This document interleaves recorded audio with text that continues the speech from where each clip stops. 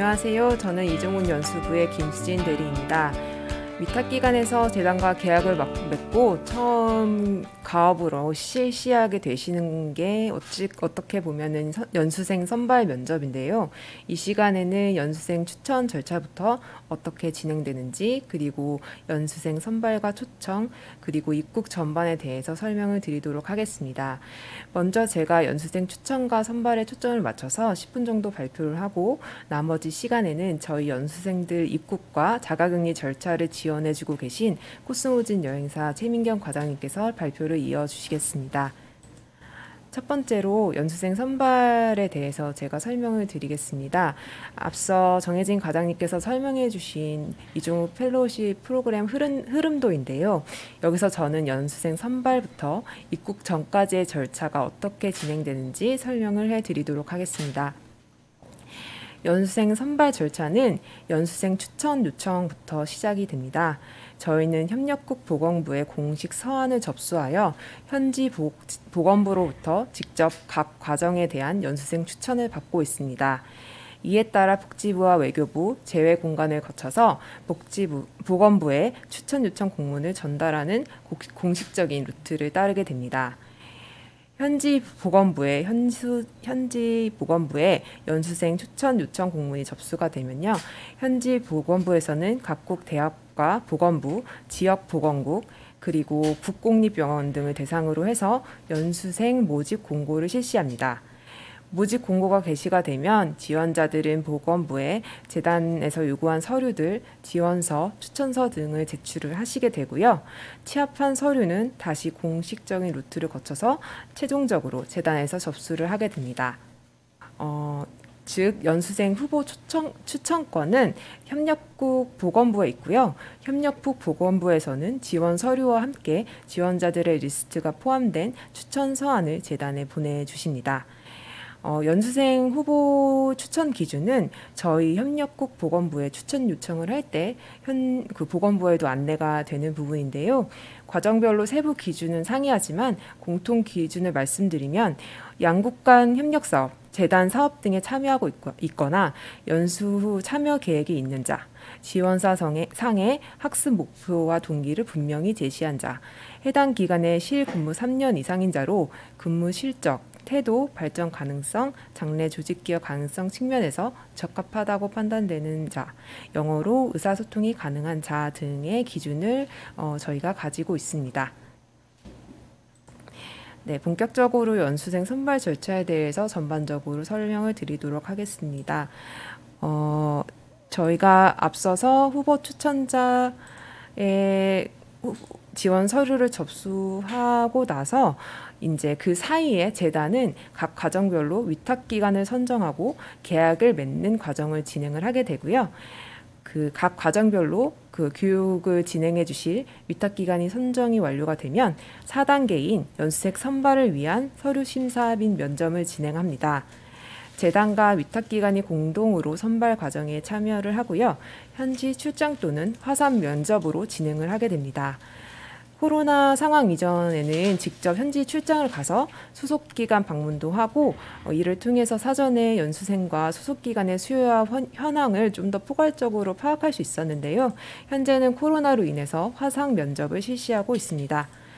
다음 절차는 면접에 합격한 연수생들을 후보자로 선정하고 이들을 대상으로 현지 건강검진 실시를 안내하게 됩니다. 연수 참여에 있어서 크게 결격 사유가 없는 한 대부분 통과가 되고요. 건강검진 결과 접수 및 확인 후 협력국 보건부에 초청 공문을 발송하여 최종 합격자를 선정 및 통보하게 됩니다. 연수생분들은 이를 근거로 해서 소속기관에 출장 승인을 받게 되고요. 그 사이에 연수생이 건강검진 결과가 안 좋게 나왔거나 다른 기타 사유로 연수 포기를 하시게 되는 다양한 경우들이 발생하는데 그럴 경우에는 면접 후보자 중에서 대체자를 선정하기도 합니다. 이제 각 과정별로 최종 연수생 면단이 나왔을 텐데요. 이분들을 대상으로 저희는 본격적으로 초청 및 입국 준비를 실시합니다. 올해 이종욱 펠로우십 프로그램 참여하고 계신 대다수의 위탁기관분들은 현재 이 단계를 밟고 계신 상황인데요. 비자와 항공권 발급 등을 진행하고 연수생분들에게 연수 과정에 대한 이해를 돕기 위해서 과정 안내서 등의 자료를 배포하게 됩니다. 무사히 비자가 나오면 연수생들이 차례차례 입국을 하게 되고요. 입국 후 자가격리 14일을 거치게 되는데 이 단계에 대해서는 뒤에 코스모진에서 보다 자세히 설명을 해주실 예정입니다. 14일 자가격리 기간도 저희 연수기간에 포함이 되기 때문에 각 위탁기관에서는 해당 과정의 커리큘럼에 맞게 비대면 교육을 실시해 주시게 됩니다. 그 사이 재단에서 입교식과 오리엔테이션이 진행이 되고요. 올해는 참고로 말씀드리면 12월 23일 목요일에 진행을 예정하고 있습니다. 이 표는 저희 제안 요청서 상에 있는 내용을 제가 그대로 갖고 온 것인데요. 앞서 제가 설명드린 내용을 잘 이해하셨다면은 이 표에 대해서는 잘 이해할 수 있으실 것 같은데 반복적인 얘기를 드리게 될 것 같아서 간단히만 짚고 넘어가겠습니다. 먼저 계획 단계부터 보시면 코피 본부 이종욱 연수부에서는 사업 계획을 수립하고 발주 관리, 감독, 평가하는 역할을 맡고 있고요. 협력부 보건부에서 연수 후보자들을 추천을 해주시면 대사관 및 저희 코피 해외사무소에서 지원 서류 취합본을 저희에게 전달해 주십니다. 그 사이 코피는 위탁기관과 계약을 체결하게 되고 위탁기관에서는 각 과정별 추진 계획과 커리큘럼을 수립을 하시게 됩니다. 그리고 선발 단계로 넘어와서 코피와 그 위탁기관에서 공동으로 선발 면접을 실시하고 합격자 검토를 확정을 하면은 위탁기관에서 재단에 면접 결과 보고서를 제출하시게 됩니다. 그걸 근거로 저희 코피 측에서도 내부적으로 절차를 진행하고 연수생들에게 합격 통지 그리고 건강검진 실시에 대한 안내를 드리게 됩니다. 이후 연수생들의 비자와 항공권 등 초청 준비는 위탁기관에서 해주시게 되고 코피 해외사무소에서도 국가마다 사정은 다르지만 비자 제출 서류들 목록을 확인해서 저에게 알려주시거나 비자 접수 지원 등의 도움을 주시기도 합니다. 협력부 보건부에서도 최종 선발된 연수생분들이 한국에서의 연수에 잘 참여하실 수 있게 협조를 해주십니다. 네, 다음으로 요즘 많은 분들이 한창 열심히 준비하고 계실 비자에 대해서인데요. 저희 이종 펠로우십 연수생분들은 보통 C 비자 또는 D 비자를 신청하시게 됩니다. 한국 체류 기간이 90일 이하면 C 비자인 단기 비자이고요. 90일 초과 체류인 경우에는 D 비자, 장기 비자를 신청하시게 됩니다. 단 코로나 상황 때문에 일부 국가에서는 단기 비자 신청이 제한되어 있어서 캄보디아나 에티오피아 등지에서는 장기 비자로 신청을 해야 하는 점이 있습니다. 초청인 재단, 연수기관, 연수생분들이 제출해 주셔야 되는 서류가 다르기 때문에 사전에 꼼꼼한 확인과 준비가 필요하고요. 진행 방식을 보시면 단기 비자의 경우에는 현지 대사관에 직접 신청을 해야 되기 때문에 필요 서류를 저희가 준비해서 DHL로 보내서 연수생들이 또는 연수생 분들과 코피 해외사무소를 통해서 대사관에 비자 신청을 하게 됩니다. 장기 비자의 경우에는 먼저 국내에서 비자 발급 인정서라는 것을 취득을 해야 되기 때문에 출입국 사무소를 통해서 비자 발급 인정 신청을 먼저 하게 되고요. 2차로 비자 발급 인정서가 나오면 추가 서류와 함께 각국 대사관에 비자 신청을 다시금 하게 됩니다. 저희가 올해의 경우에는 코로나 상황 등으로 인해서 연수생 초청이나 선발 과정이 다소 지연이 많이 됐습니다. 그러나 내년도인 2022년도의 경우에는 연수생 추천 과정을 좀 더 당겨서 시작을 해서 지금 이미 진행을 하고 있는 상황이고요. 내년에는 7개 과정, 11개국의 180명의 연수생분들을 초청할 계획을 가지고 있습니다. 다음 슬라이드에 보시면 이미 저희 재단 내부적으로는 10월에 각국 보건부에 연수생 추천 요청을 한 상태이고요. 내년 1, 2월까지 지원 서류를 접수를 받을 예정입니다. 그 사이 재단 본부에서는 위탁기관 선정 절차를 진행해서 내년 3, 4월부터는 연수생 선발과 초청 준비를 진행하고 늦어도 내년 상반기 말부터는 연수 과정을 초청 연수를 진행할 수 있도록 준비를 하고 있습니다. 제 발표는 여기까지고요. 이 다음 순서로 연수생 입국 및 자가격리 절차에 대해서 코스모진 최민경 과장님께서 발표해 주시겠습니다. 안녕하십니까. 입국 및 자가격리 절차 발표를 맡게 된 코스모진 수행사 최민경 과장입니다. 저희 코스모진의 업무 스콥은 이종욱 펠로우십을 참여하고 있는 연수생분들이 신속하게 입국하고 또 원활하게 자가격리를 지원할 수 있는 원스톱 수행사인데요. 기존에 운영된 매뉴얼로 이제 진행하기 위해서 입국과 격리 관련 안내를 진행하고 있고요. 또 입국 지원 및 물품 제공, 격리 관리, 또 격리 해지 및 수송 서비스를 지원하고 있습니다. 이 단계가 특히 더 중요한 이유는 아무리 준비를 철저하게 하더라도 다양한 코로나 팬데믹 현상으로 인한 변수가 발생하기 마련인데요. 오늘 이 시간을 통해서 교육생 분들의 입국과 자가격리 가이드라인을 조금 제시하고 또 이어져서 이제 이종욱 펠로우십 프로그램이 성공적으로 마무리될 수 있도록 저희가 뒷받침할 수 있도록 하겠습니다. 네. 입국 및 자가격리 절차는 총 4단계로 볼 수가 있는데요. 입국 전 사전 준비 단계, 입국 단계, 그다음에 격리 단계, 격리 해지 단계가 있습니다. 이 4단계가 모두 중요한데요. 특히 이 중에서 입국 전 사전 준비 단계가 중요한 이유는 현재 코로나 상황으로 인해서 입국 및 수속 검역 단계에서 평소보다 조금 3-4배로 또 이제 수속 단계가 강화되었다라고 봐주시면 되겠습니다. 그래서 원활한 입국 준비를 위해서는 학생들의 이제 기본 정보와 그다음에 이제 코로나19와 관련된 추가 서류 준비, 또 이제 관련 입국과 자가격리 절차에 관련된 지침 안내가 필요할 것으로 보입니다. 다음은 입국 상황인데요. 이러한 준비된 서류들을 가지고 연수생분들이 도착을 하게 되면 입국 및 수속 단계에서 준비된 서류들을 매칭하게 되고 이러한 사항들을 코스모진 담당자와도 모니터링을 하게 됩니다. 더불어 입국 단계에서는 이제 기존에 준비하고 있는 물품을 또 전달을 하게 되고요. 1차 코로나 또 19 검사를 진행하게 되고 격리기간 체크인 수속 및 지침 안내를 또 드리게 됩니다. 격리 단계에서는 14일간의 자가격리 기간 동안 교육생들의 이제 검사 결과나 또 교육생 모니터링을 위한 이컨시어지 운영, 또 2차 코로나19 검사, 격리 해지 수속 및 일정 안내, 최종 코로나19 검사 결과 확인 등이 있습니다. 격리 해지 이후에는 격리 시설에 대한 체크아웃 수속을 진행하고요. 그다음에 위탁기간 숙소 장소까지 안전하게 수송 서비스를 제공하는 것이 있습니다. 이렇게 입국 및 자가격리가 중요한 이유는 위탁기관 담당자분들이 연수생들을 선정하는 과정에서 기본 정보를 이제 공조를 하여야 정보를 공유를 하여야 원활하게 진행될 수 있기 때문입니다.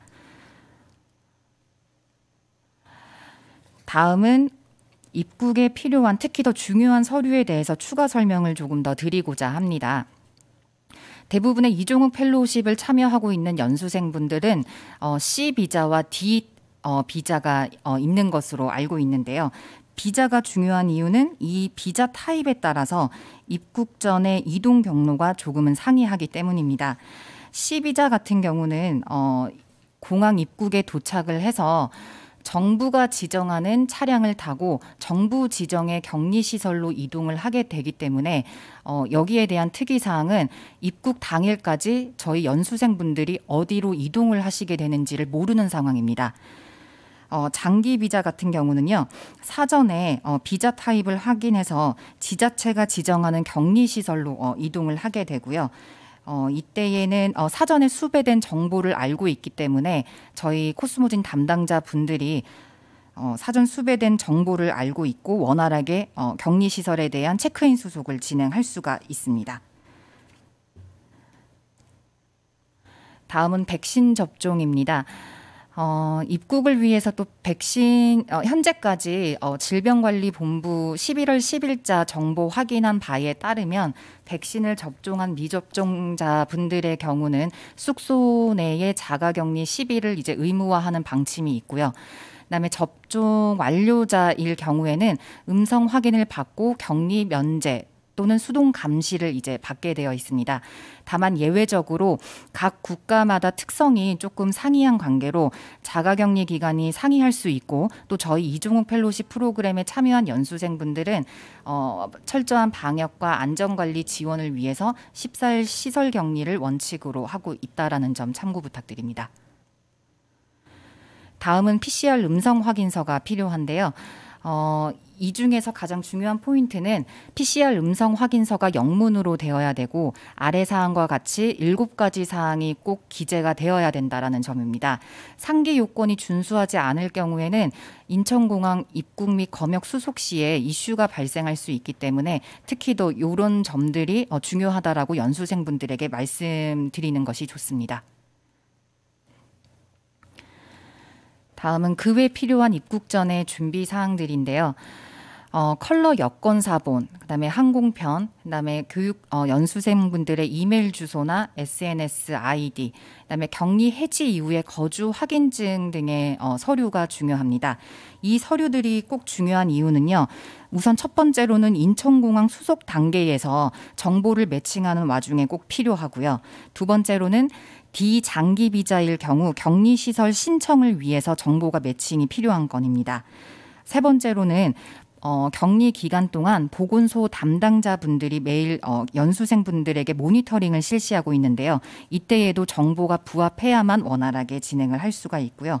마지막으로 통신사 개통을 위한 또 기본적인 연수생 정보로 필요한 사항들이 있습니다.